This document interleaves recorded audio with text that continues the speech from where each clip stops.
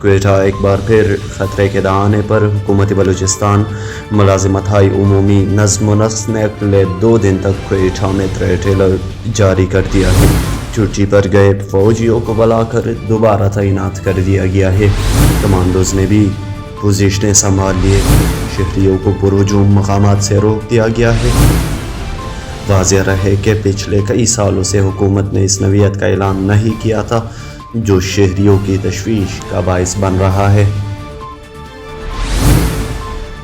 کوئٹہ ایک بار پھر خطرے کے دہانے پر حکومت بلوچستان ملازمت ہائی عمومی نظم و نسق نے اگلے 2 دن تک کوئٹہ میں تھریٹ الرٹ جاری کر دیا ہے۔